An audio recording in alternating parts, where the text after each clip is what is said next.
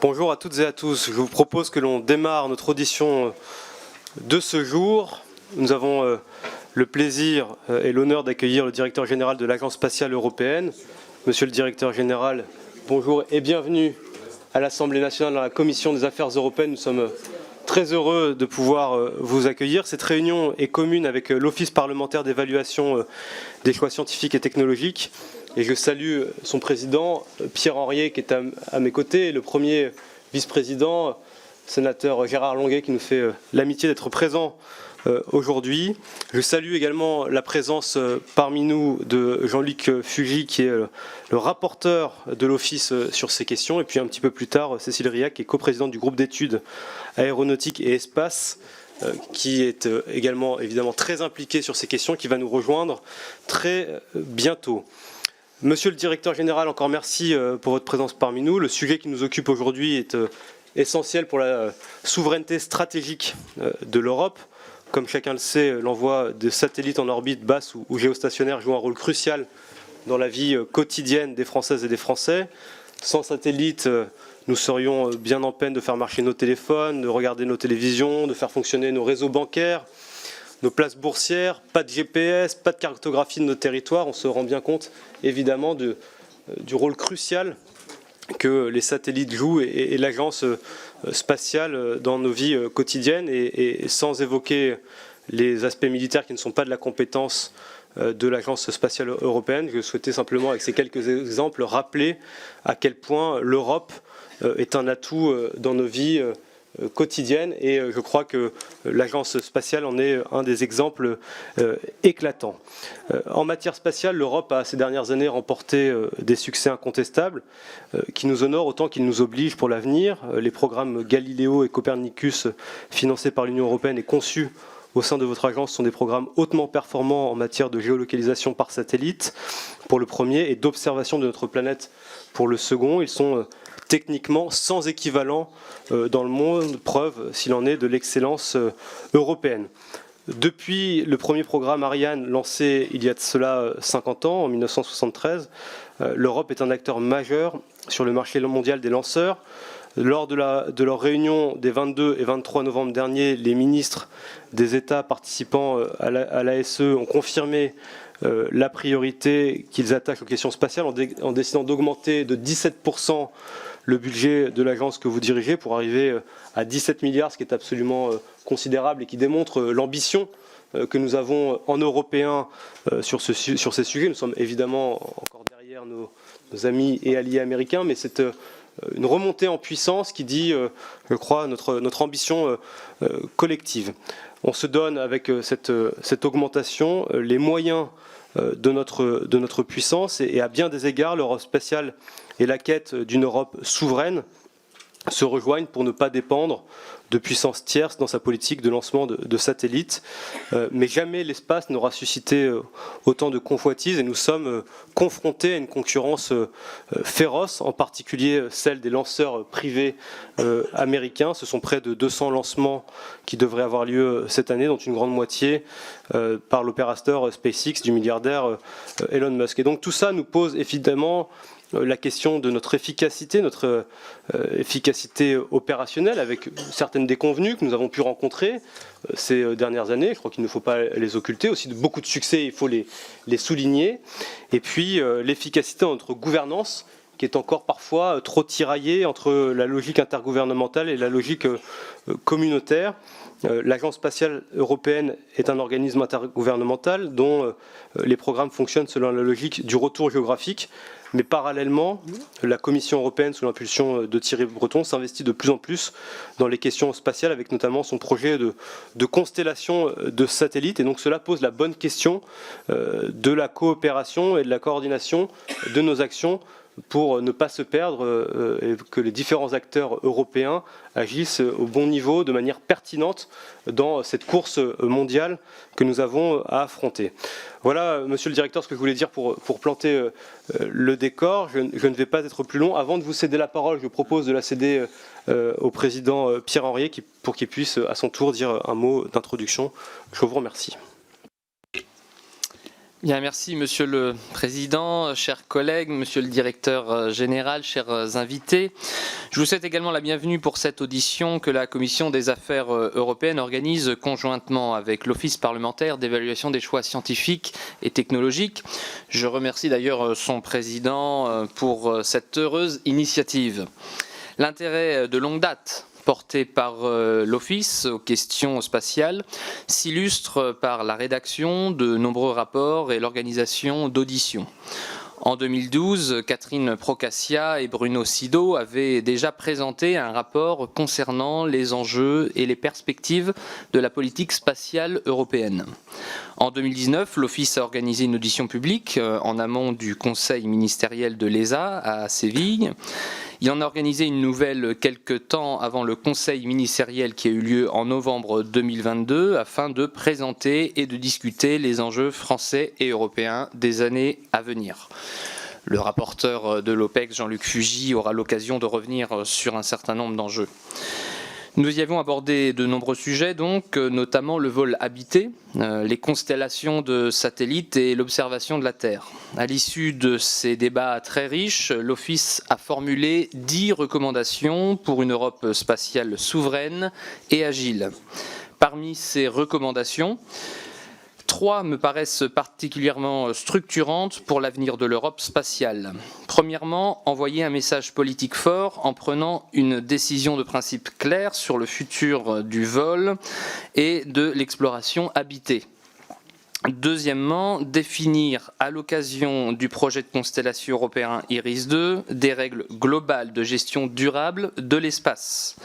Enfin, maintenir un socle pérenne de commandes publiques européennes pour permettre à nos acteurs industriels de rivaliser avec les concurrents américains et chinois. Ceux-ci sont en effet portés par des financements substantiels, à des échelles parfois astronomiques, et des politiques de suprématie. Je suis convaincu que ces recommandations peuvent nourrir utilement nos échanges d'aujourd'hui. Je redis enfin au président Anglade combien l'Office est heureux d'être associé à cette audition qui doit permettre d'éclairer la représentation nationale sur les décisions prises lors du dernier Conseil ministériel et sur les perspectives qui ont été ainsi ouvertes. Sans plus tarder, je laisse la parole au directeur général de l'ESA, M. Joseph Aschbacher.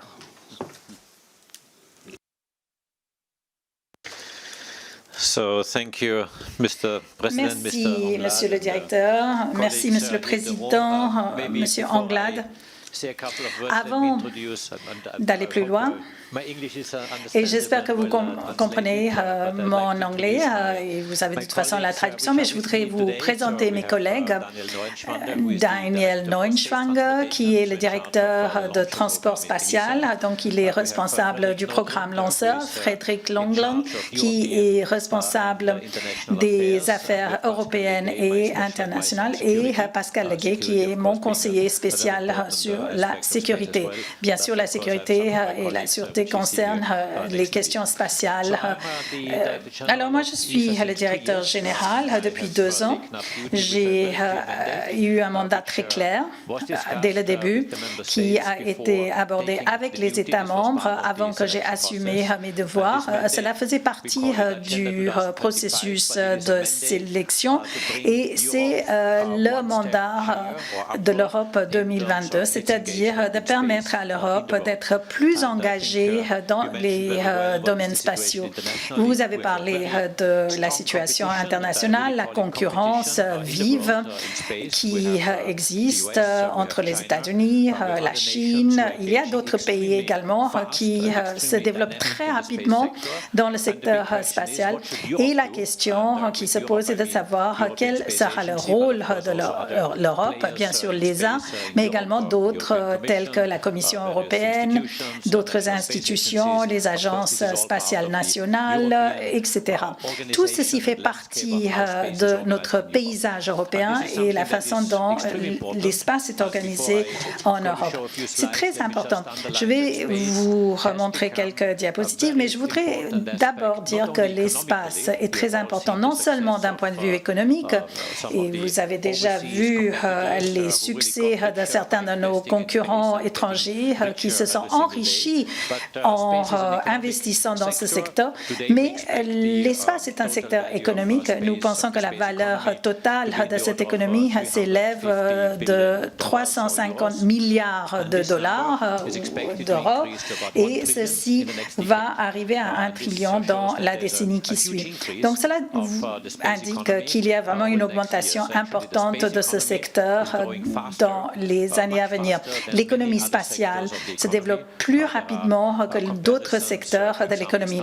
Par exemple, si vous regardez ce que Standard & Poor's a publié récemment, un indice récent, et cet indice sur le secteur spatial, en fait, se porte beaucoup mieux que les indices sur les autres actions qui sont analysées par Standard & Poor's.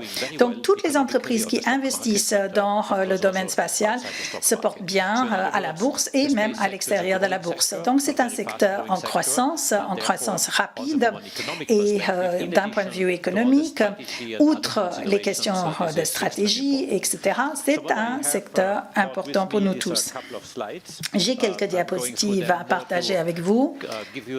C'est tout simplement pour vous donner quelques éléments de base, mais c'est également, bien sûr, je suis là pour répondre à vos questions. C'est ça l'objectif d'une audition. Alors, l'espace, eh bien, nous ne pouvons pas parler de l'espace en Europe sans parler du rôle de la France. La France a joué un rôle très important dans le développement spatial. Le CNES est une agence extrêmement active. Hier, j'ai rencontré le nouveau directeur du CNES qui vient juste d'être nommé et c'est bien sûr quelqu'un qui traite des questions de la sécurité et de la défense. Vous voyez Ariane 6 également et j'ai rencontré également récemment le commandant de l'espace. Alors la France a un atout particulier, c'est justement le port spatial de la Guyane. Ce port spatial est extrêmement important pour nous tous, pour tous les Européens et également pour les autres pour pouvoir lancer nos satellites de ce port spatial. C'est un atout extrêmement important. Vous devez en être fiers. Et moi, en tant que directeur général de l'ESA, je dois vous remercier, je dois remercier la France de cette coopération excellente et également le soutien que nous avons obtenu de la part du gouvernement français pour le développement de ce port spatial et de nous permettre justement d'avoir un accès plus facile à l'espace. Un autre commentaire que je voudrais faire, et ceci avant de vous donner d'autres exemples, c'est de vous dire que l'accès à l'espace est indispensable pour nous tous, non seulement pour l'ESA, mais pour les autres également. Sans cet accès, il y a toute une série d'activités qui ne pourraient pas se faire. Donc, cela touche tous les secteurs de l'économie. Je vais vous démontrer également quelques programmes spatiaux où la France se porte particulièrement bien. Vous voyez quelques satellites et des symboles. Je pense que vous devez peut-être connaître le mieux les satellites qui s'occupent de l'observation de la Terre et Copernicus. Vous avez parlé de Copernicus, c'est extrêmement bien connu. C'est un investissement majeur pour nous tous et je pense que l'Europe devrait vraiment être fière de ce programme. C'est le meilleur programme pour l'observation de la Terre de par le monde. Et parfois, la NASA est partenaire avec nous pour faire partie de ces programmes parce que l'Europe, en fait, marque ici vraiment l'avant et marque vraiment des progrès importants. Nous avons également développé d'autres programmes qui sont d'observation de la Terre, qui sont également bien. Mais il y a également Galileo. Galileo, aujourd'hui, a le signal le plus précis concernant la localisation, la géolocalisation. Nous avons développé Galileo après presque une décennie où le signal, en fait, venait d'un signal GPS, mais aujourd'hui, l'Europe a pris la décision de devenir autonome, d'avoir une autonomie stratégique, et c'est ainsi que nous avons investi dans le programme Galileo, et aujourd'hui nous avons vraiment le signal le plus fiable pour la constellation Galileo. Puis il y a également la science spatiale, c'est-à-dire l'exploration de nos planètes et également l'univers distant. Vous pouvez voir Ariel et JUICE, ce sont des missions sur la science scientifique, et nous allons avoir un lancement avec Ariane 5 au mois d'avril qui serait très intéressant, également qui va se rendre à Jupiter et qui va faire une enquête et une étude des lunes glacées de Jupiter. En fait, ces lunes ont une couverture de glace où il y a également des océans glacés. Et on nous a dit, si on voudrait vraiment chercher la vie ailleurs, eh bien, ce serait peut-être ici, sous la chape de glace. Nous ne savons pas si ces traces existent, mais en fait, le satellite va voir si ces lunes glacées sont habitables ou non, si la vie peut exister dans cette partie de notre système solaire. Alors évidemment, c'est quelque chose qui nous touche tous, c'est-à-dire est-ce qu'il y a quelqu'un là-bas, à l'extérieur, dans cet espace lointain, et c'est ce que nous essayons de faire avec ces satellites. Nous essayons tout simplement d'identifier l'habitabilité de ces lunes. Je voudrais maintenant vous montrer d'autres travaux. Il s'agit du comité interparlementaire européen. Nous nous sommes réunis au Sénat il y a quelques mois, et là, nous avons également parlé de ce que nous faisons dans le secteur spatial, et ceci avec les représentants politiques en France. C'était une réunion extrêmement importante. Nous avons pu parler des priorités spatiales. Vous avez parlé déjà du rôle de l'Europe, de l'autonomie européenne, les liens entre les institutions européennes et également notre rôle par rapport à d'autres pays. Donc ce dialogue a lieu à des niveaux très divers. Quelques mots maintenant sur l'Agence spatiale européenne. Voilà quelques chiffres. Nous sommes composés de 22 États membres. Nous sommes une organisation intergouvernementale.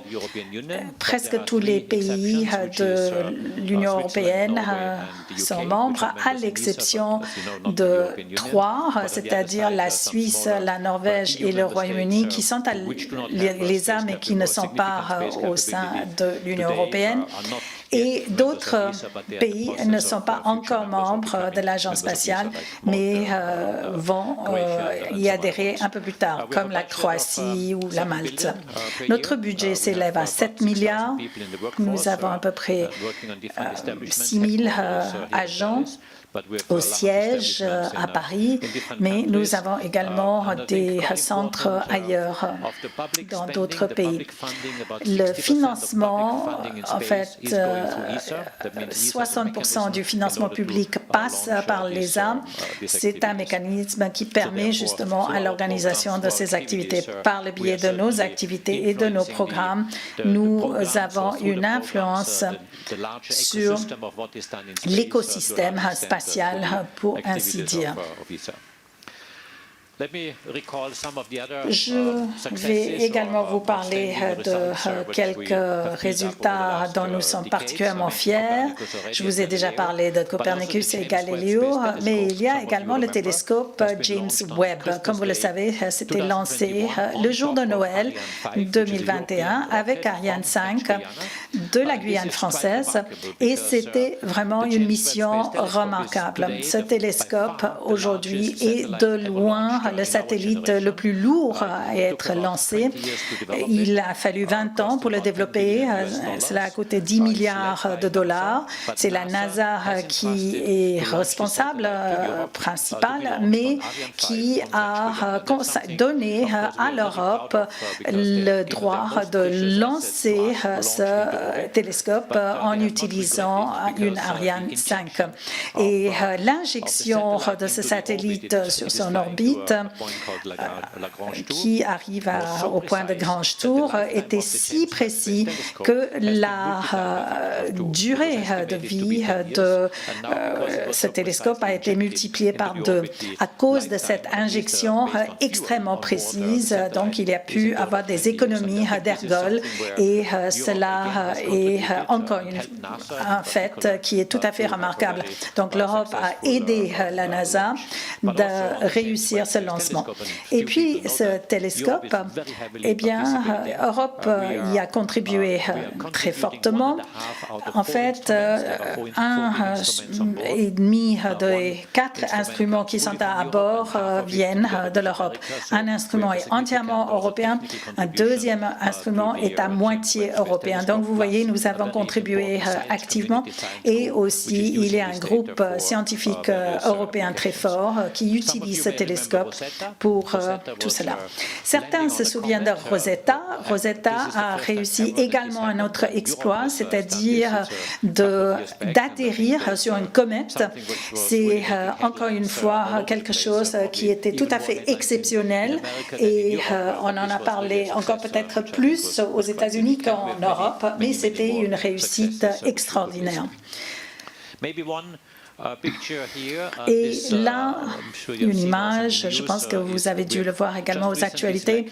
Récemment, nous avons choisi un nouveau groupe d'astronautes, c'est la classe de 22 de 2022. Ils étaient choisis lors de la conférence ministérielle du mois de novembre. Il y a 2 astronautes français qui sont, disons, des astronautes pour l'ESA, mais qui sont de nationalité française. Auparavant, cela remonte à 2009, quand nous avons eu la première classe d'astronautes. Et aujourd'hui, 13 ans plus tard, nous avons choisi un nouveau groupe. En fait, il y a 9 qui sont des astronautes de carrière. Sophie Adenauer de la France va entamer sa formation et d'autres sont des astronautes de réserve et qui seraient en attente pour d'autres activités. Et puis, nous avons un candidat, nous avons un para-astronaute. En fait, c'est un astronaute qui a perdu ses jambes dans un accident, mais il reçoit la même formation et c'est pour montrer à tout le monde que l'espace est ouvert à tous, y compris pour les personnes handicapées. Bien sûr, il faut remplir d'autres qualifications, mais dans son cas, il y a ce handicap et malgré cela, il l'a surmonté et il fait partie de cette classe de 2022. Donc, cela correspond à ce que vous avez dit tout à l'heure, le rôle de l'Europe dans l'exploration humaine et robotique est très important. Nous voulons donc développer ce groupe d'astronautes. 6 astronautes sont déjà là, Thomas Pesquet, que vous connaissez très bien, mais il y a également des Allemands, des Italiens, un Danois. Il y avait un collègue britannique qui fait autre chose. Mais ces astronautes sont très importants pour nous, non seulement à cause du travail qu'ils font sur la station spatiale, les expériences qu'ils font sur eux-mêmes et qu'ils effectuent pour d'autres instituts de recherche, mais ce sont également des ambassadeurs de l'espace.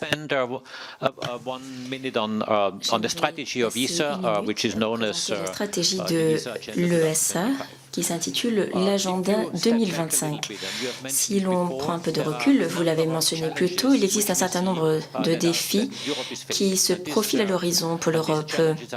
Ce sont des défis bien connus. D'abord, il y a d'importants investissements consentis par d'autres pays, notamment Chine et aux États-Unis dans l'espace. La Chine a déclaré que l'espace était prioritaire au niveau politique et la Chine aimerait atteindre la suprématie en 2050, donc devenir la plus forte puissance spatiale et d'utiliser l'espace pour accroître leur position géopolitique. Cela, que l'on le veuille ou non, se passe aujourd'hui. Il y a d'énormes progrès réalisés dans l'espace et dans le domaine spatial par la Chine ces dernières années, des progrès tout à fait impressionnants, ce qui témoigne de l'importance des capacités qui se développent en Chine. Et bien sûr, vous le savez, donc l'Europe doit intensifier ses efforts. L'Europe dispose des capacités techniques, de la capacité géopolitique et du cloud pour renforcer sa présence dans le spatial, mais également tirer parti des possibilités économiques et sociales que recèle l'espace. Donc voici les 5 priorités énumérées dans l'agenda 2025, qui doivent être les priorités de l'Europe pour qu'elle progresse, s'épanouisse à cette échelle. Alors bien sûr, il y a une priorité qui est de l'ordre des institutions européennes. Il faut veiller à ce qu'elles travaillent bien main dans la main. La Commission européenne, les institutions européennes et bien sûr qu'elles travaillent avec les activités de l'ES. Et ce sont là des premières priorités. Moi, j'ai travaillé plusieurs années au sein de la Commission européenne, au sein de l'Agence spatiale européenne notamment, et il est de la plus haute importance que nos institutions travaillent bien ensemble. Et l'Union européenne doit pouvoir bien utiliser ses forces comme organe politique. Nous sommes un fournisseur de technologies et nous nous concentrons sur le développement d'infrastructures technologiques spatiales et la mise en œuvre de l'ingénierie spatiale. Et je pense que main dans la main, cette collaboration pourrait concourir à renforcer l'Europe. Ensuite, le renforcement de la commercialisation. Elle s'est développée très rapidement dans le monde, notamment aux États-Unis, avec d'importants apports de capitaux de la Silicon Valley, des fonds privés dans l'espace. Et donc l'Europe doit rattraper le terrain perdu. L'Europe est compétente, mais n'est pas au même niveau de commercialisation que l'on note aux États-Unis. Et donc nous devons intensifier nos efforts sur le plan commercial. J'entends par ça le fait qu'il y a beaucoup d'entreprises aux États-Unis qui sont partie prenante de cette commercialisation. Nous devons en Europe créer un écosystème où les petites et les grandes entreprises privées peuvent travailler pour avoir accès à du financement et accéder plus rapidement à des programmes de financement spatiaux. Je pense pour cela, dans ce nouvel espace, ce nouveau domaine spatial, il nous faut trois aspects. D'abord, des idées. Il faut agir. Et donc on parle du capital humain. Ensuite, l'accès à des fonds, avec les fonds venture capital, donc aux États-Unis, ces capital de risque sont plus accessibles aux États-Unis. Et troisièmement, nous devons être beaucoup plus rapides. Aux États-Unis, la rapidité est de la plus haute importance. Ils peuvent être très rapides, mais ils savent prendre ils sont mieux en fait pour prendre des risques aux États-Unis. Nous, en Europe, nous avons beaucoup de talent, de capital humain, et nous excellons, et nous pouvons donc prendre des risques. Et dans une certaine mesure, certains Européens se tournent vers les États-Unis pour saisir des débouchés. Les Américains recrutent nos talents européens. Et donc, je ne me réjouis pas de voir cela, parce que j'aimerais que l'on puisse mettre au point un écosystème européen et qui permette vraiment aux activités de s'épanouir. L'accès au financement est un problème en Europe. Le financement se profile à l'horizon avec quelques retards, mais pas à la rapidité que l'on note aux États-Unis, parce que la Silicon Valley est bien connue pour être un vivier de fonds accessible beaucoup plus rapidement que sur les plateformes européennes. Toutefois, comme je suis directeur général de l'ESA, en 18 mois, les 18 derniers mois, j'ai signé 18 accords de capitaux risque pour permettre l'accès à des fonds pour les acteurs du spatial européen. Nous en sommes à l'étape embryonnaire de cette initiative. Toutefois, nous accusons des retards. Et nous accusons donc quelques retards par rapport aux investissements déjà notées ailleurs dans le monde. Toutefois, la rapidité et la prise de risque est enchâssée dans la culture américaine. Nous devons, je pense, au niveau de l'ESA, travailler dans ce cadre et être plus réactifs pour offrir des débouchés. Ensuite, les défis entourant les programmes, ils sont nombreux. Je pense que le domaine des lanceurs se trouve dans une situation difficile, pour ne pas dire une crise.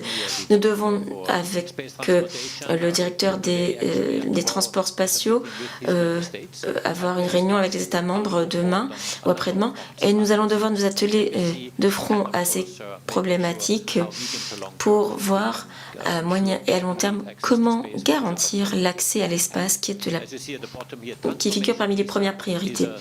Et finalement, la transformation de l'ESA est absolument nécessaire pour que l'on soit plus rapide, plus réactif et que l'on tire meilleure partie de nos ressources. Quelques mots à présent sur la sécurité, car l'espace et la sécurité sont de plus en plus étroitement liés. Et si l'on prend, encore une fois, des pays comme la Russie, l'Inde, la Chine, les États-Unis, comme point de comparaison, dans tous ces pays, l'espace est étroitement lié à la sécurité et à la défense. En Europe, elle est étroitement liée à la défense au niveau national, mais pas au niveau européen. Et donc cela va donner lieu à d'intenses discussions et débats. Nous avons bien sûr la boussole européenne et la stratégie européenne de défense, mais dans la conjoncture actuelle, où nous constatons des menaces qui pèsent à l'encontre de notre sécurité, de nos sociétés, de nos peuples. Donc les actifs spatiaux sont très importants. On voit ce qui se passe avec l'Ukraine, avec l'accès à des technologies de télécommunications provenant de systèmes terrestres, mais également les instruments de navigation, d'observation de la Terre, qui jouent un rôle phare pour assurer la sécurité en Ukraine. Et il y a un autre aspect très important, c'est que l'espace et la sécurité deviennent de plus en plus de nature duelle. Il y a bon nombre de technologies qui sont mises au point dans ce domaine avec des applications certaines dans le domaine sécuritaire. C'est un travail que nous menons déjà depuis plusieurs années. Nous avons l'exemple de Galileo et les instruments de connectivité, entre autres. Et bien sûr, mentionnons également la cybersécurité qui est un aspect phare. De même, la sécurité civile assurée depuis l'espace, c'est une question qui a été évoquée et à laquelle ont adhéré la plupart des États membres à la dernière réunion ministérielle. Nous combinaisons les technologies d'observation de la Terre, de télécommunication et de navigation pour fournir des services à l'appui de la sécurité sur le terrain. Un point important qui fait que l'on se penche sur l'aspect politique. Voici le sommet spatial 2022 à Toulouse le 16 février dernier. C'est une photo de ce sommet qui est un événement très important. Il a réuni les États membres de l'Union européenne, les États membres de l'ESA et ensemble, ils ont discuté de questions d'importance spatiale pour l'Europe. On voit ici le président Macron et je dois vous dire qu'il a fait une allocution très percutante sur l'espace et pourquoi l'Europe devrait vraiment se lancer dans l'espace spatial, notamment pour des fins d'exploration humaine. Et à la fin de la réunion, le président Macron m'a formulé une demande, à savoir d'établir un groupe d'experts de haut niveau qui ne proviennent pas du domaine spatial, mais qui sont issus d'autres aspects de la société, par exemple certains économistes, l'ancien secrétaire général de l'OTAN, des ministres, d'anciens politiques, un représentant bien connu en France, Cédric O, ainsi qu'un qui est un explorateur qui est allé à pied au mont Everest, au pôle Nord, au pôle Sud. Il a exploré à pied la Terre. Quand on parle donc d'exploration spatiale, c'est important. Et ces personnes se sont réunies pendant quelques mois. La dernière réunion a eu lieu à Kourou il y a quelques semaines. Et aujourd'hui, ils apportent la touche finale au rapport pour expliquer d'un point de vue sociétal comment l'on devrait amorcer l'exploration humaine du spatial et les tenants et les aboutissants de cette exploration. L'Europe aujourd'hui envoie ses astronautes avec des partenaires, notamment américains, mais pas simplement. Par le passé, les astronautes américains allaient dans l'espace avec la Russie, mais aujourd'hui, pour des raisons manifestes, ce n'est pas le cas. Toutefois, l'Europe ne dispose pas de ses propres capacités pour envoyer des astronautes dans l'espace, contrairement à la Chine, aux États-Unis, à la Russie et bientôt l'Inde. L'Europe ne dispose pas de ces capacités. Alors, ma question, c'est pourquoi?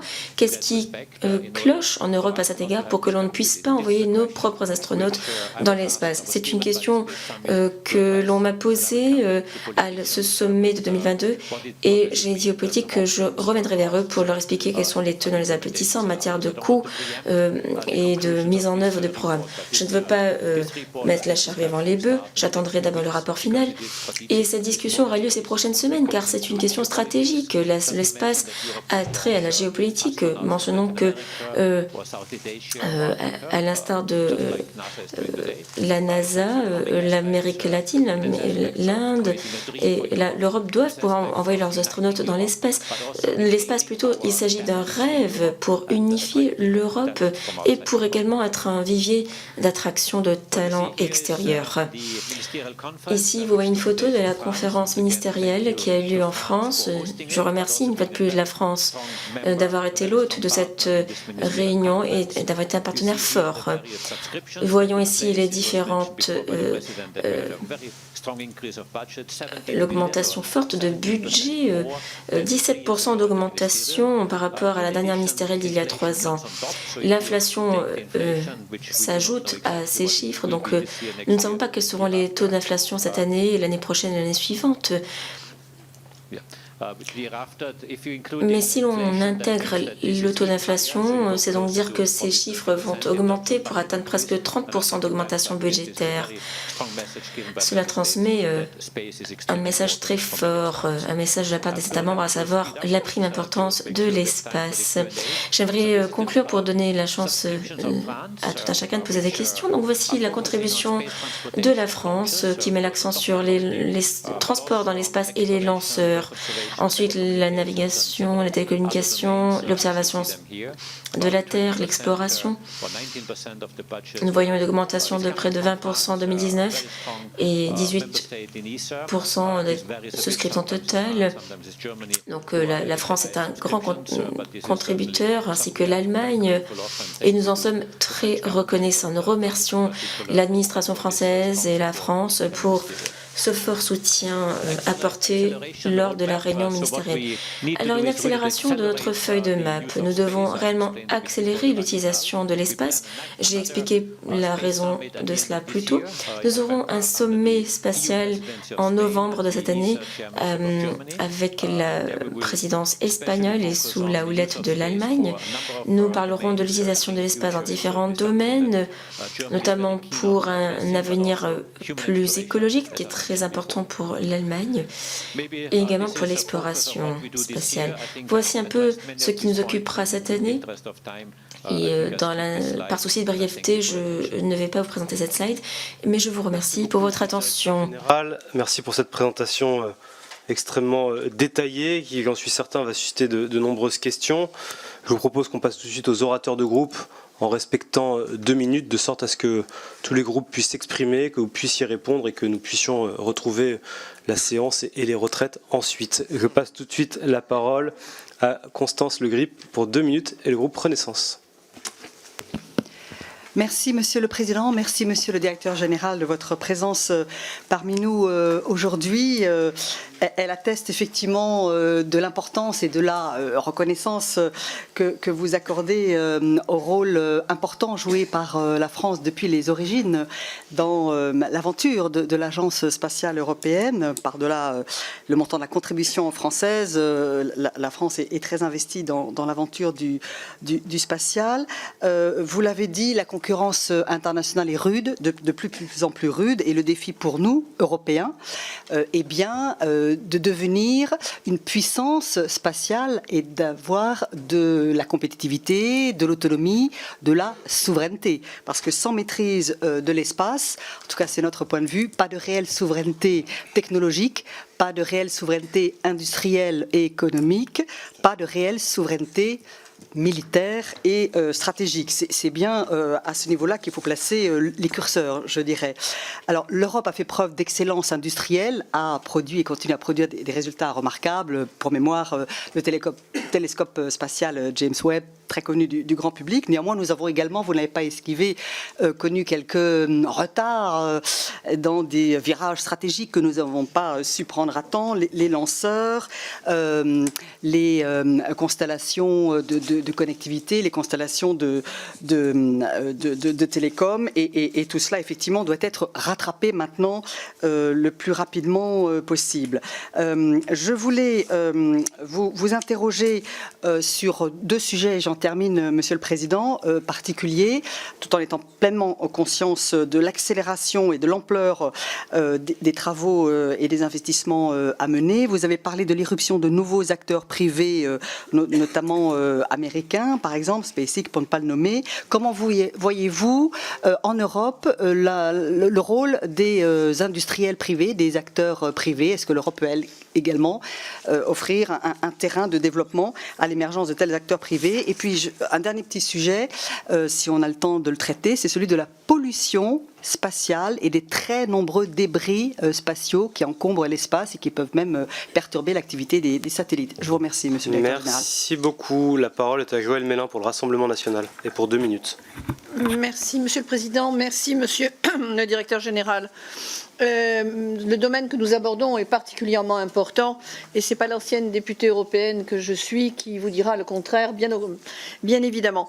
Je vais être directe. Ma première question est relative au programme Galileo, dont nous apprenons ces dernières semaines qu'il surclasse le GPS américain et qu'à ce titre, malgré presque 10 années de retard accumulé, l'Europe peut s'enorgueillir de cette réussite basée sur la grande coopération des États membres. En effet, Galileo peut maintenant géolocaliser un appareil avec une précision de 20 cm. En revanche, cette technologie n'est pas encore disponible sur les smartphones et raterait donc ainsi la marche de la démocratisation de son accès.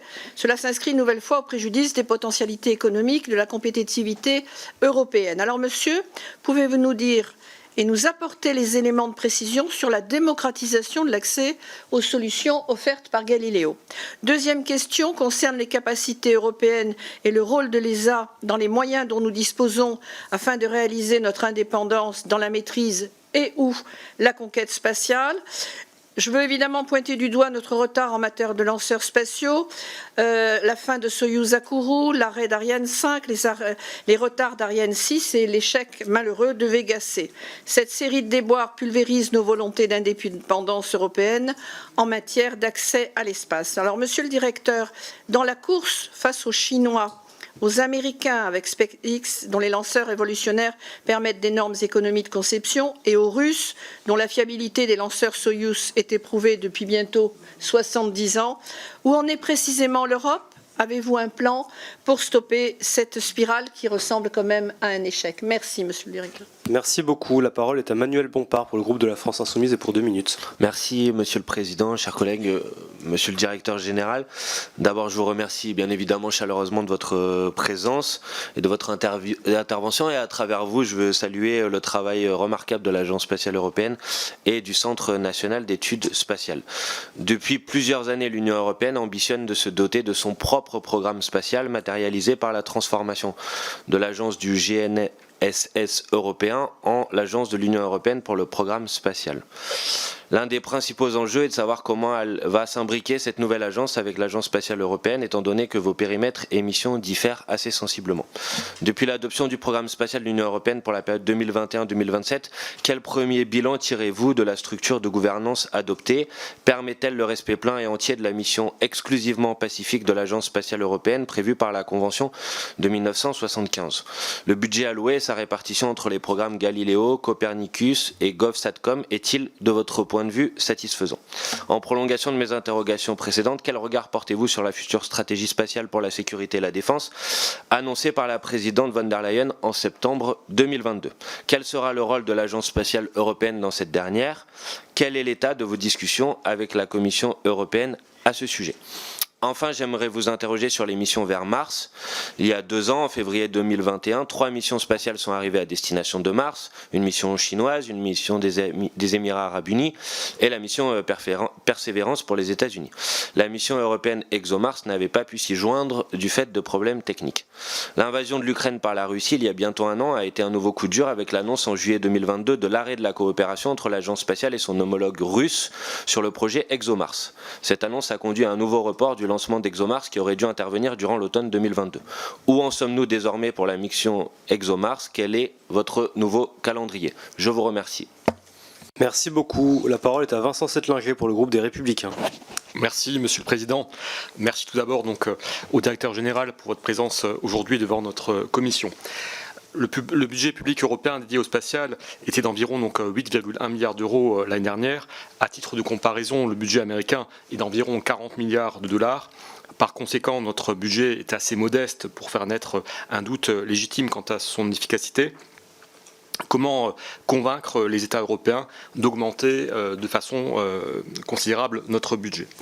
Deuxièmement, les programmes spatiaux américains ou français ont été développés selon le principe de dualité des technologies spatiales, c'est-à-dire de déclinaison à la fois dans l'usage civil mais aussi l'usage militaire, du fait de cette construction européenne basée sur différents États. Comment faire en sorte que ce principe de dualité puisse aussi bien fonctionner au niveau européen qu'au niveau américain?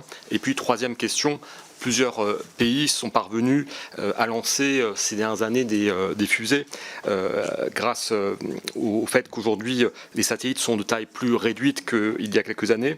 Je pense par exemple au Japon, mais il y a également en Suède la création d'une nouvelle base spatiale près de Kiruna.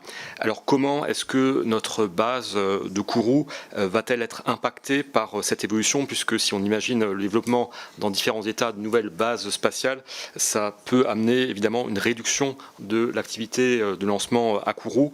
Donc comment maintenir dans ce contexte nouveau l'excellence et l'avance de notre base de Kourou? Merci beaucoup. Merci beaucoup. La parole est à Louise Morel pour le groupe démocrate. Merci Monsieur le Président, Monsieur le Directeur Général, chers collègues. Au nom du groupe démocrate, je voudrais vous remercier pour votre présence aujourd'hui devant notre commission et pour votre présentation passionnante. Alors, si la découverte de l'espace représente un des plus grands défis de l'humanité qui a même de fédérer les peuples, à l'inverse, la maîtrise de l'espace et des opportunités technologiques et stratégiques qu'il offre fait toujours partie des priorités des grandes puissances avec son lot de rivalités. Ainsi, bien que proscrite par le traité de l'espace, entrée en vigueur le 10 octobre 67, la militarisation de l'espace extra-atmosphérique en tant que corollaire de la technologie spatiale a déjà débuté. Un exemple parlant est celui du GPS, formidable outil de positionnement géographique qui a été mis en place en 1995 à des fins militaires et qui a longtemps donné un avantage stratégique phénoménal aux États-Unis. De son côté, l'Europe, cela a été rappelé, devra attendre 2016 pour être dotée d'un système équivalent, le système civil Galileo, 20 ans pendant lesquels les pays européens auront été dépendants du système américain avec les conséquences stratégiques que cela peut engendrer. Sur un autre sujet, toujours de la problématique de la maîtrise de l'espace, cela pose également la question des débris spatiaux. Par exemple, la destruction de leurs propres satellites par les Russes en 2021 a contraint la Station spatiale internationale à changer de cap. De cette manière, il apparaît que l'Agence spatiale européenne, elle aussi, doit en conséquence non seulement trouver une solution pour ses propres débris spatiaux, mais doit également agir pour sa sécurité face aux débris des autres. Ma question, elle est donc double. Globalement, pensez-vous, Monsieur le Directeur, que nous ayons rattrapé notre retard technologique en termes de maîtrise de l'espace spatial aujourd'hui? Et sinon, à quel stade plus précisément de rattrapage sommes-nous? Et sur un autre sujet, pensez-vous que nous devons nous atteler au développement de géants européens à même de concurrencer SpaceX, ou devons-nous utiliser les ressources que ces entreprises étrangères proposent de la même manière que nous avons utilisé le GPS pendant 20 ans? Je vous remercie de vos éclairages. Merci beaucoup. La parole est à Marietta Caramanli pour le groupe socialiste et pour 2 minutes. Merci. Tout d'abord, je voulais remercier les présidents de la Commission et de l'Office de nous donner l'opportunité, Monsieur le Directeur Général, de vous auditionner aujourd'hui. Je voulais donc, plusieurs questions ont été soulevées par mes différents collègues, et je voulais vraiment vous ajouter 3 questions très précises, et je vous remercie par avance de vos réponses. D'abord, est-ce que vous pouvez nous rappeler peut-être le montant voté et en augmentation du budget de l'ASE, c'est-à-dire de l'agence spatiale, et parmi les dépenses, j'ai vu quelles sont, je voulais savoir quelles sont les opérations et les lignes de dépenses consacrées particulièrement à la connaissance et à la prévention des risques climatiques. La deuxième question porte plutôt sur l'indépendance stratégique, qui est un concept, et c'est une doctrine nouvelle justement en Europe. La crise sanitaire, la guerre, les enjeux aussi énergétiques lui donnent force aujourd'hui. Alors comment l'agence la décline dans ses relations avec ses partenaires hors de l'Union européenne? Et enfin, une troisième question. Il y a, semble-t-il, une compétition intra-européenne à laquelle se livrent aussi la France, l'Allemagne, l'Italie, sur ce qu'on appelle les petits lanceurs. Alors, est-ce que vous pouvez nous en parler un peu plus? Je vous remercie par avance, en tout cas, de vos réponses et aussi de votre présence soulignée aujourd'hui dans cette commission et avec le partenariat de la commission, l'Office. Merci beaucoup. La parole est à Félicie Gérard pour le groupe Horizon et pour 2 minutes. Merci Monsieur le Président, Monsieur le Directeur Général de l'Agence spatiale européenne. Merci de votre présence aujourd'hui qui nous permet d'aborder des sujets que nous n'abordons pas forcément régulièrement mais qui sont pour autant d'une importance majeure. Vous avez en effet la responsabilité d'un domaine qui consolide la souveraineté de l'Europe. Depuis les débuts de la construction européenne, la conquête spatiale est au cœur de nos priorités et elle doit le rester. Face à de nouveaux enjeux toujours plus complexes, face à une concurrence internationale toujours plus féroce et face à l'arrivée de nouveaux acteurs toujours plus infatigables, nous ne devons pas perdre la boussole de nos ambitions. Comme je le disais, la concurrence internationale est féroce. De nouveaux pays, des acteurs économiques s'intéressent à présent plus fortement au domaine spatial. Pour des raisons parfois différentes, certes, mais même si on note depuis plusieurs années des ambitions militaires de plus en plus assumées. La Chine, au moment où nous nous parlons, est devenue un acteur majeur dans ce domaine, envisageant d'envoyer en orbite sa station spatiale avec l'aide de la Russie. L'Inde, elle aussi, poursuit le développement de ses capacités en matière spatiale. En outre, la question de la privatisation de l'espace doit nous mobiliser. Depuis plusieurs années maintenant, de nouveaux acteurs privés ont fait de la conquête spatiale leur priorité. Je pense évidemment à l'entreprise SpaceX, qui nous est utile, il faut l'avouer, mais également à d'autres entreprises détenues par de grandes fortunes. Face à cela, nous plaçons à l'évidence beaucoup d'espoir dans le programme Artemis auquel nous participons aux côtés des États-Unis, du Canada, du Japon et d'autres partenaires commerciaux. Aussi, pourriez-vous nous indiquer quelle place entend occuper l'Agence spatiale européenne dans les années à venir et quelle stratégie l'agence compte-t-elle mettre en œuvre pour consolider les coopérations entre les pays membres de l'Union européenne? Enfin, Monsieur le Directeur, sur une note un peu plus légère, j'ai une question à vous poser que beaucoup de nos compatriotes se posent. Thomas Pesquet marchera-t-il prochainement sur la Lune? Je vous remercie. Merci beaucoup. Et pour clore ce premier tour de prise de parole, je passe le micro à Jean-Luc Fugy, qui est rapporteur pour l'OPEST. Merci Monsieur le Président. Alors, Monsieur le Directeur Général, on vous remercie pour toutes les explications, votre présentation, tout ce que vous avez pu nous expliquer.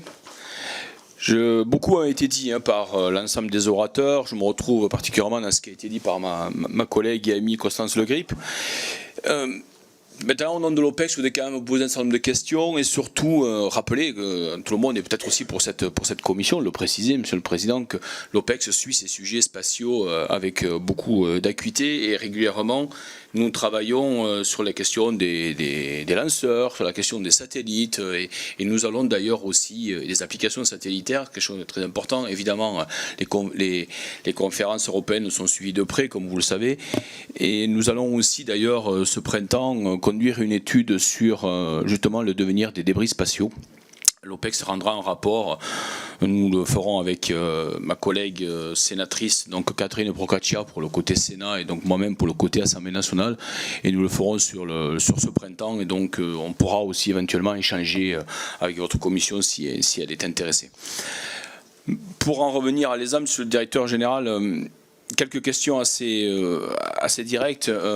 Est-ce que vous pouvez nous décrire la répartition donc des compétences et des prises de décision entre l'ESA et la Commission européenne, et en particulier à travers le projet de constellation IRIS-2, qui est ce projet donc, qui va maintenant monter en puissance dans les mois et les années qui viennent. Est-ce que le maintien du principe du retour géographique, est-ce que c'est un sujet de débat entre l'ESA et la Commission européenne? C'est une autre question qui est majeure pour nous. On voudrait aussi en savoir un petit peu plus sur quels sont les projets de l'ESA, notamment sur le vol habité à court et long terme. C'est un sujet que l'on a débattu, nous, au sein de l'OPEX. Et on voit que c'est un sujet qui pose question, bien entendu. Je ne sais pas si où ira marcher Thomas Pesquet, moi je ne le sais pas, mais en tout cas ce qu'on aimerait savoir c'est si sur le vol habité vous pouvez nous en dire un petit peu plus. Et quelles seraient notamment les conséquences aussi géopolitiques, économiques et environnementales pour l'Europe si elle s'engageait justement dans ce secteur. Et enfin, au regard des différents sujets que j'ai pu aborder à travers ces questions, je me permettrai une dernière question encore plus directe. Est-ce que selon vous, l'ESA peut devenir la véritable agence spatiale de la Commission européenne? Merci beaucoup, Monsieur le Directeur Général. Voilà pour ce premier tour de questions. Je vous laisse y répondre dès à présent, sachant que j'ai encore d'autres demandes de prise de parole par la suite. Merci beaucoup. No, thank you everyone. It's a lot of questions and I'm trying to go through them as I receive them, so in the same beaucoup de questions. Je vais essayer de répondre dans l'ordre. Mais je vais essayer également de regrouper quelques-unes des questions. Il y avait une série de questions sur la position de l'Europe, sur la commercialisation et sur l'accélération de nos activités spatiales. J'en ai parlé dans ma présentation. L'Europe doit rattraper son retard. Vous avez parlé de Galileo, d'autres ont cité d'autres programmes. C'est vrai que, bon, pour résumer notre position actuelle, l'Europe a les meilleurs résultats pour la navigation, observation de la Terre et la science spatiale et la télécommunication ou les satellites de télécommunication. Je crois que là, l'Europe dépasse même les autres pays et où l'on est vraiment au même niveau que les autres pays. Donc voilà les bonnes nouvelles. Et je pense que c'est une leçon que nous avons pu tirer. Dans plusieurs autres programmes, nous rattrapons certains retards. Par exemple, dans le cas de la navigation, en fait, l'Europe a décidé de se lancer dans ce secteur pour avoir une autonomie stratégique grâce à Galileo. Et ceci déjà après le lancement par les États-Unis de leur signal GPS. Et puis, c'était pareil également pour l'observation de la Terre. C'était les Américains qui dominaient avec leur programme Landsat. Mais aujourd'hui, avec Copernicus et avec d'autres, avec quelques décennies de retard, l'Europe s'y est lancée et aujourd'hui, nous pouvons dire que nous sommes vraiment tout à fait en avant par rapport aux autres. Nous avons rattrapé, mais nous avons même pu dépasser certains autres. Donc, même avec ce retard, nous avons pu rattraper ce retard. Et là, c'est quelque chose de très important. Si l'Europe s'y consacre, en fait, nous pouvons y arriver et nous arriverons à avoir des systèmes extrêmement forts. Et c'est également le cas pour IRIS, dont on a aujourd'hui, nous n'avons pas l'équivalent de Starlink ou d'autres, mais nous sommes en train de les créer, de les renforcer. Là également, il y a du retard, mais nous allons faire de notre mieux. Et l'industrie joue un rôle très important. Nos industries, en fait, nous permettent d'avancer dans ce sens. Donc voilà, il y avait une série de questions sur Galileo et sur d'autres questions. Puis, il y avait une série de questions sur les lanceurs et sur notre position actuelle. Pour être tout à fait clair, nous sommes dans une situation extrêmement difficile. C'est une crise. Pour être vraiment franc, Ariane 6 a pris du retard. Les prochains lancements d'Ariane 5 seront en avril.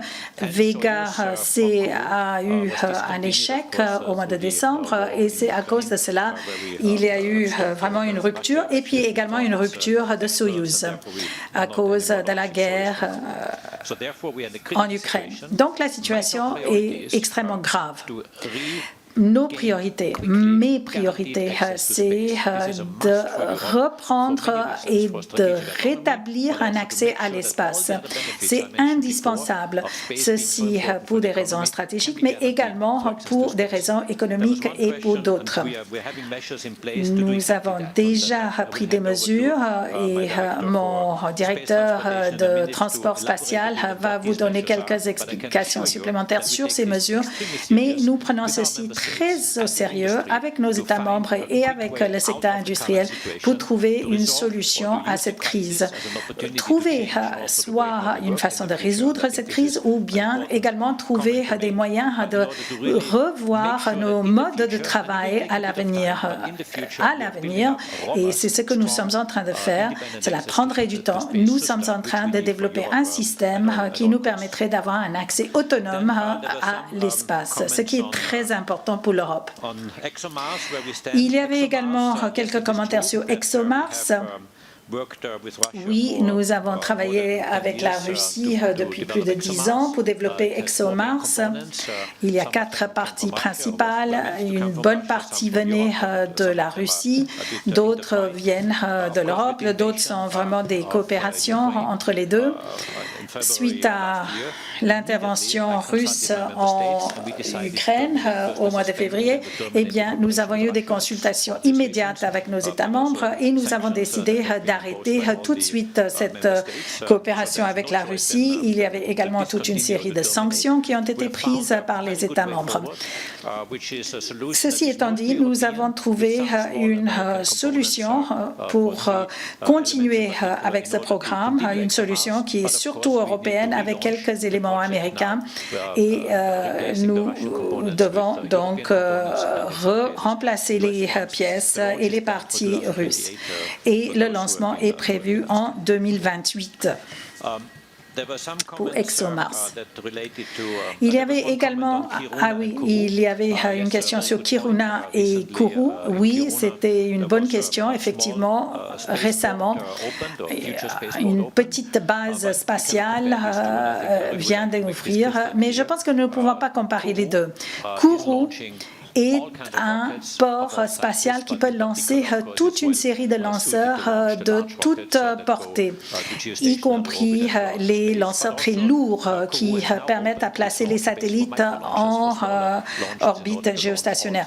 Mais Kourou a également la possibilité de lancer des petites missions avec des petits groupes de satellites. Donc, les deux sont possibilités. En ce qui concerne Kiruna, c'est pour lancer des micro-lanceurs. Ce sont des lanceurs encore plus petits et c'est pour mettre quelques satellites en orbite polaire. Kiruna, d'ailleurs, n'est pas seul. Il y en a d'autres projets, mais Kiruna est parmi les premiers à être opérationnel. Mais c'est très différent. C'est comparer quelque chose de très grand avec quelque chose de très petit. Ce n'est pas du tout comparable, disons, entre les deux. Kiruna sera vraiment autre chose. Il y avait également des commentaires sur les investissements en Europe et vous avez tout à fait raison. Si on compare ces 8 milliards en Europe et 40 milliards aux États-Unis, en fait, c'est encore plus l'écart. Et oui, effectivement, mon rôle et mon ambition en tant que directeur général, c'est de passer au niveau supérieur. La réunion ministérielle était vraiment une étape étape très importante au mois de novembre pour passer à cette étape suivante, mais nous allons continuer pour renforcer les contributions européennes. Le débris spatiaux, maintenant, il y avait plusieurs questions sur cela. C'est effectivement un problème important. Nous avons besoin de trouver des solutions avec tous nos partenaires. Cela ne concerne pas que l'Europe, mais tous nos partenaires. Ce que l'Europe fait, en fait, ce que j'aimerais, c'est que je souhaiterais que l'Europe devienne vraiment le champion, un peu comme ce que nous faisons sur notre terre pour la durabilité et la protection de notre environnement. Eh bien, j'aimerais qu'on joue le rôle de champion dans l'espace pour garder propres nos orbites et notre espace. Il y avait également des commentaires et des questions sur la sécurité et la défense. Oui, c'est vrai que d'autres pays ont des relations très proches, une dualité entre tout ce qui est militaire et civil. Et vous avez cité les États-Unis, la Chine, l'Inde et d'autres. En Europe, nous avons une distinction entre les deux au niveau des pays, mais au niveau européen, c'est seulement le début de ce débat. Alors, Thomas Pesquet, est-ce qu'il marchera sur la Lune? En fait, on me pose souvent la question. Si vous me permettez, je ne vais pas répondre à cette question parce que cette décision n'a pas encore été prise. Nous avons besoin de plusieurs... nous avons 2 créneaux qui ont été prévus grâce aux États-Unis pour Artemis, mais j'essaie également d'avoir un créneau pour un astronaute d'aller sur la Lune. Et alors, lequel de nos astronautes? Eh bien, là, effectivement, je ne peux pas vous le dire. Et ce serait à peu près 2 ans avant la mission, peut-être que nous aurons une idée. Mais oui, je sais que Thomas suscite beaucoup d'intérêt pour cela.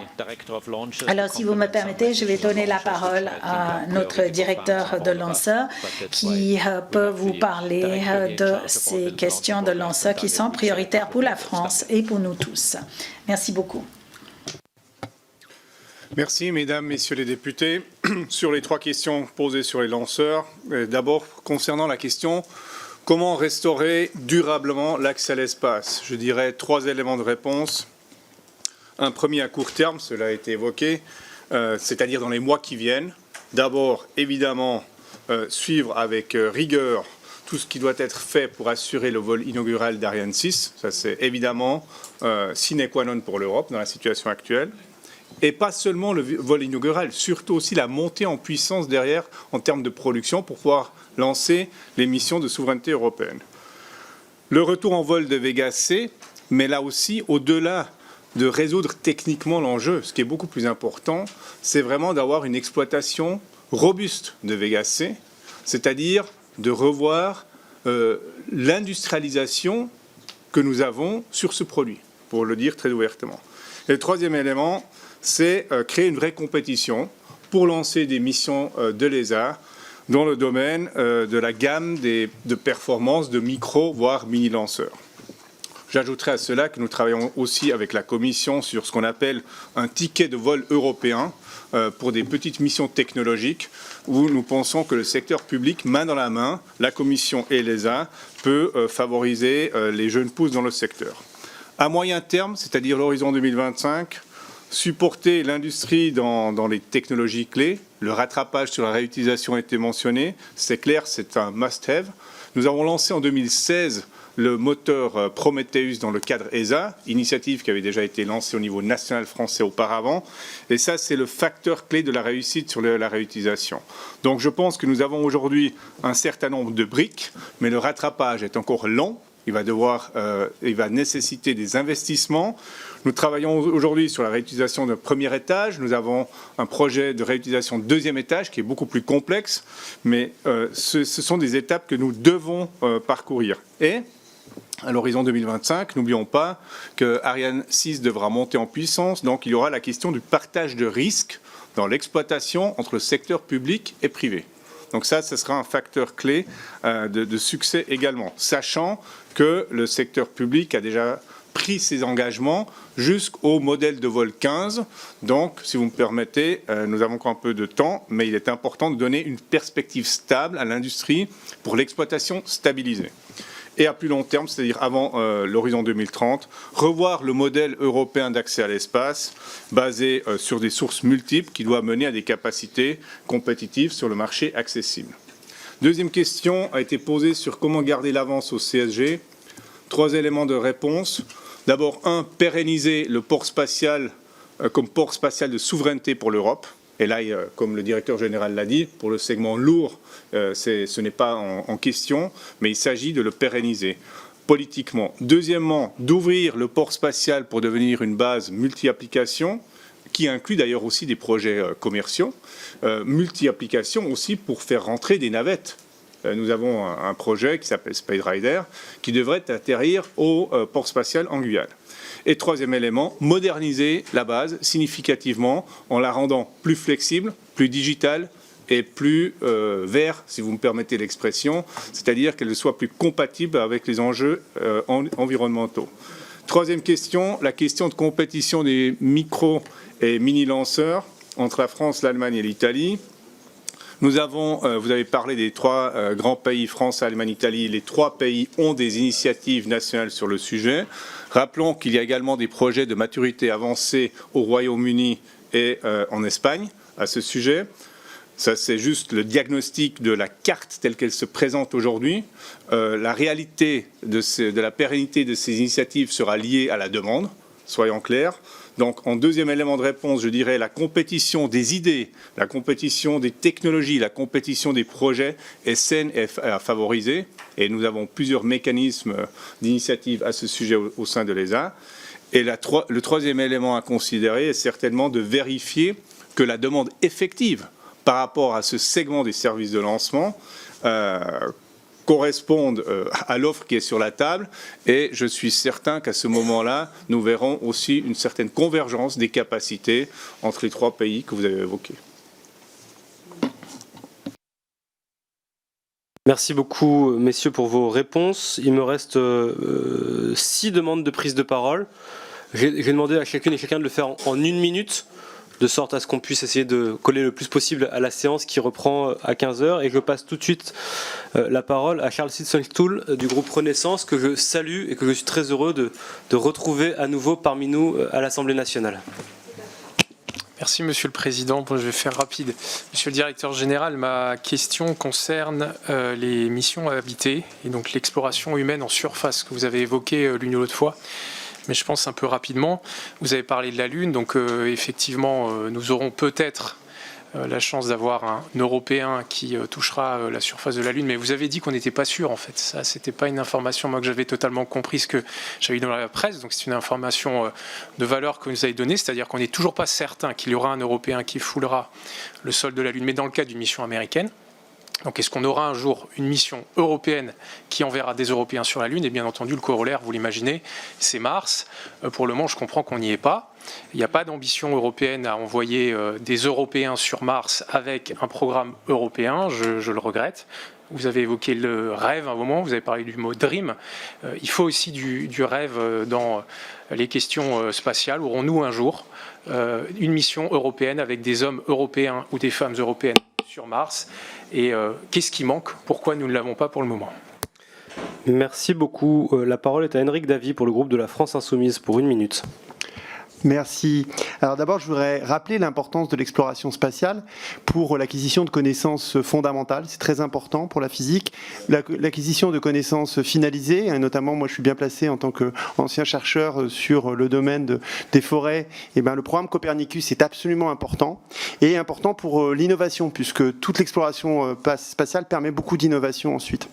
Alors moi, la question est un peu une question philosophique. C'est que du coup, l'espace est un bien commun, et je pense que les productions de connaissances issues de cette exploration spatiale, c'est un bien commun. Or, on voit bien la volonté aussi que ça soit quelque chose de monnayable et qui soit permette d'être un espace de concurrence, de marché. Comment vous voyez la dialectique entre cette nécessité de bien commun et la mise en compétition et le marché derrière? Et 2 petites dernières questions. La première sur les moyens. moyens, puisque les moyens que vous aviez demandé, c'était 18,7 milliards, finalement c'est un peu moins. Quels sont les projets qui seront, sur lesquels il faudra revenir, puisque vous n'avez pas obtenu exactement ce que vous vouliez des États membres? Et enfin, question de scientifique, toutes ces acquisitions de données, ça donne trait à beaucoup de données, du big data. Et comment on envisage la science ensuite pour traiter autant de données? Et c'est tout le problème de high frequency data. Merci beaucoup. La parole est au sénateur Ludovic Hay pour 1 minute. Merci Monsieur le Président, merci Messieurs les Présidents, Monsieur le Directeur Général, chers collègues. Je vais être très bref. Le conflit russo-ukrainien nous a permis d'assister à une des premières, si ce n'est la première, cyberattaque envers un système satellitaire. Je pense notamment au satellite KASAT qui gérait, on va dire qu'il ne l'utilise plus, mais en tout cas qui gérait un certain nombre de communications militaires ukrainiennes, mais qui aussi, on l'a vu, a provoqué un certain nombre de dégâts collatéraux, puisque cette cyberattaque a aussi rendu inopérants des dizaines de milliers de terminaux et aussi 5800 éoliennes allemandes notamment. Donc la question est la suivante. Aujourd'hui, comment est-ce que vous envisagez l'avenir de la communication militaire et le niveau de confidentialité que cela demande, tout en étant sur du matériel civil, le satellite? Et la question, le corollaire à cela, c'est comment conciliez-vous la nécessité à la fois de mutualiser les usages? Quand on voit le coût d'un satellite et le coût de son envoi, il faut bien mutualiser les usages, mais en même temps la nécessité d'une utilisation spécifique au regard des conséquences que peut revêtir une cyberattaque. Merci beaucoup. La parole est à Stéphane Buchou pour le groupe Renaissance et pour 1 minute. Merci Monsieur le Président de l'OPEX, Monsieur le Directeur Général. Le 24 novembre dernier, vous présentiez les résultats de sélection de la nouvelle promotion d'astronautes du corps européen. À cette occasion, vous avez exprimé un engagement fort pour la diversité au sein de l'agence. Vous avez parlé tout à l'heure des paraspationautes, et notamment en faveur également de la féminisation du recrutement. Jusqu'à présent, sur les 560 astronautes qui se sont rendus dans l'espace, seuls 10% étaient des femmes. Dans la promotion actuelle, sur les 5 astronautes de carrière, 2 sont des femmes, dont la française Sophie Adenau. Et la parité est atteinte dans le corps de réserve avec 6 femmes sur 11 astronautes. Aussi, Monsieur le Directeur Général, cela m'amène à 3 questions très simples. Quelle est aujourd'hui la part de femmes qui se portent candidates? Quelle est l'évolution que vous avez observée ces dernières années? Et quels sont les outils mis en place au sein de l'agence pour renforcer cet élan et donner une place plus importante aux femmes dans l'exploration spatiale? Merci beaucoup. Merci beaucoup. La parole est à Madame Nicole Lepay pour le groupe Renaissance et pour 1 minute. Merci Monsieur le Président, messieurs. Lors d'une audition aux affaires étrangères du spationaute Thomas Pesquet, nous avons été séduits par sa volonté de faire pétiller les yeux des scolaires et des étudiants sur les métiers de demain. Des métiers, disait-il, qui n'existent pas encore, que même le nom n'était pas défini. Alors comment, nous, parlementaires de tous les territoires français, pourrions-nous être les ambassadeurs, vos ambassadeurs, des nouveaux métiers de demain en lien avec le spatial? Et donc, construire ce rêve pour unifier l'Europe. Je vous remercie. Merci beaucoup pour cette très belle question. Et enfin, la dernière question pour Madame Lisiane Métayer pour 1 minute. Je vais être très rapide et je vais passer directement aux questions.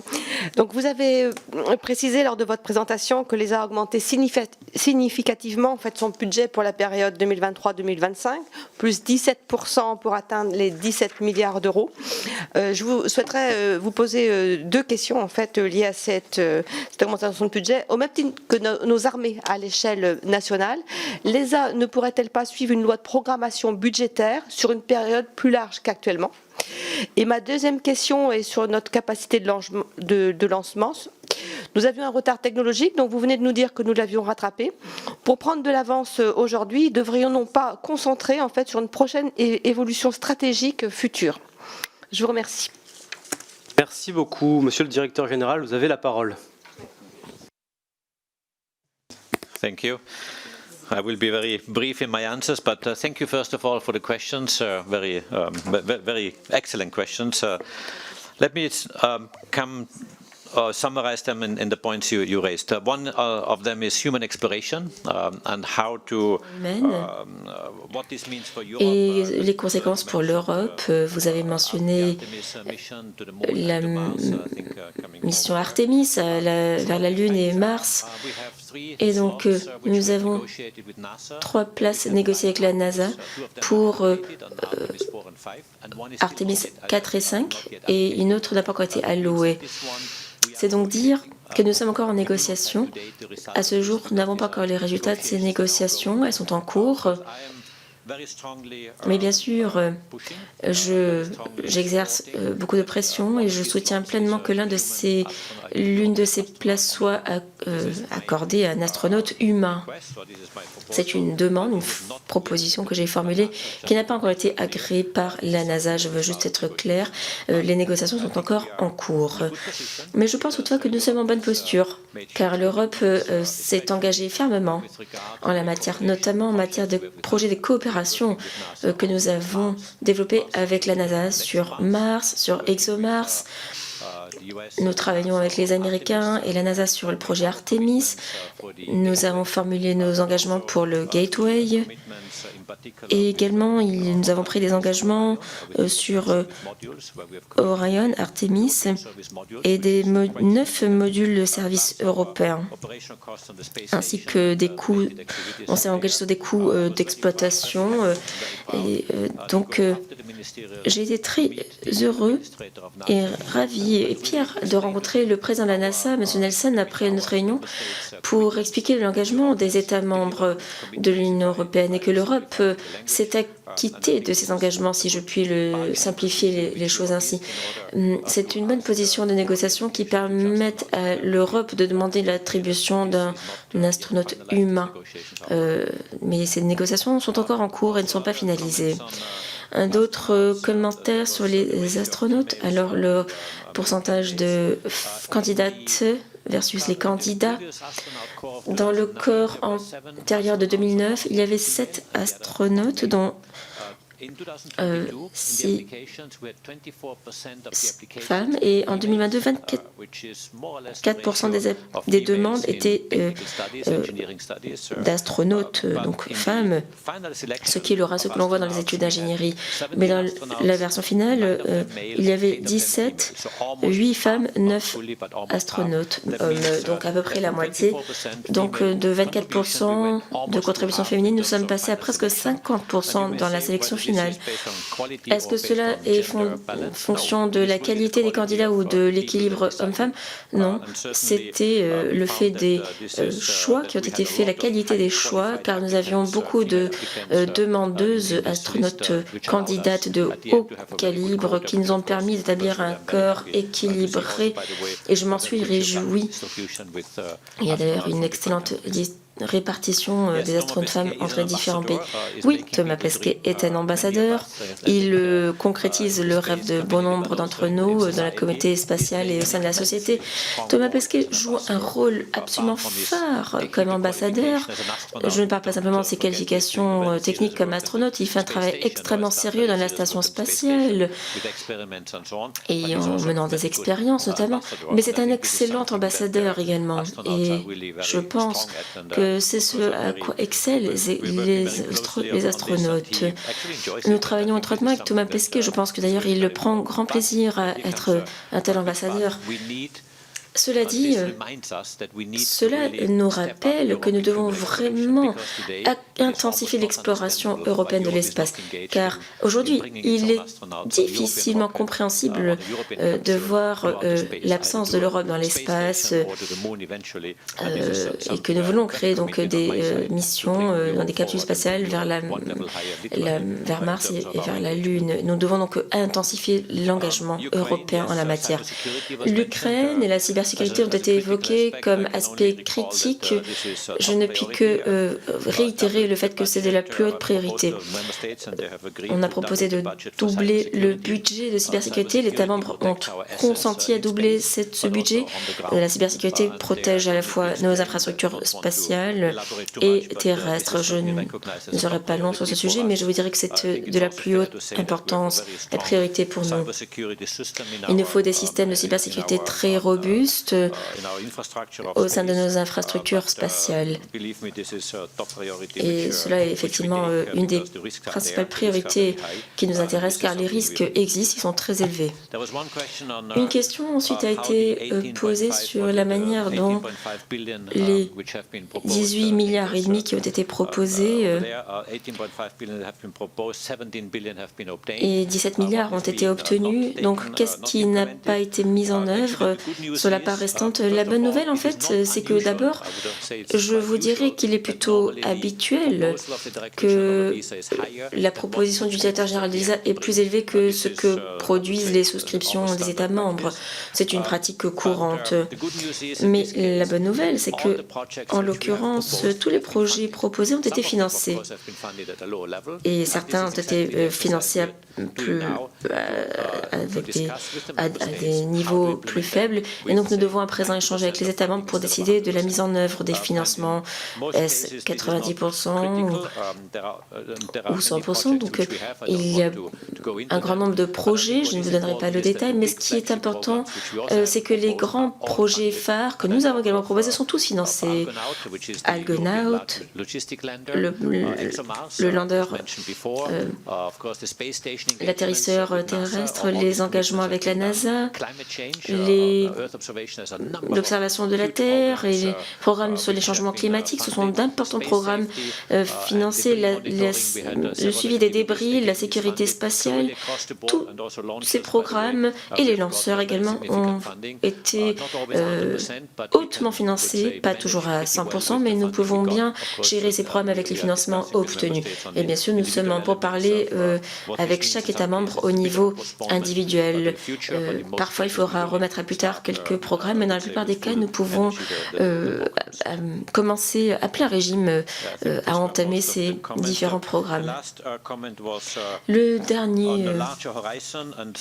La dernière question, elle traite à un horizon temporel plus large et à l'orientation stratégique. Alors, les investissements européens sont inférieurs aux investissements américains, nous le savons bien. Cela dit, je pense que l'Europe se rend compte, à la lumière de notre expérience de l'an dernier et en raison de la guerre, que l'Europe est axée sur son autonomie stratégique et ses priorités stratégiques. Cela a également été mis en exergue dans la proposition présentée aux États membres, à savoir que la stratégie de l'autonomie stratégique plutôt est de la plus haute importance et priorité pour l'Europe, pour nos infrastructures. Et ensuite, nous travaillerons avec nos partenaires en matière de coopération internationale.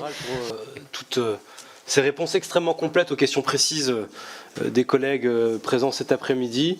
Merci à toutes et tous pour votre présence et vos questions. Il ne me reste plus qu'à suspendre et à lever cette réunion pour que nous puissions aller vers l'hémicycle. Prochaine réunion de commission n'aura pas lieu la semaine prochaine où nous devions avoir une réunion conjointe avec la commission des finances pour auditionner Bruno Le Maire, mais nous l'avons décalé du fait des débats en séance. Donc nous nous retrouverons le 1er mars prochain à 13h45 pour une audition du secrétaire général de l'Organisation des États d'Afrique, des Caraïbes et du Pacifique, les pays ACP. Voilà. Bonne fin d'après-midi et à très vite dans l'hémicycle.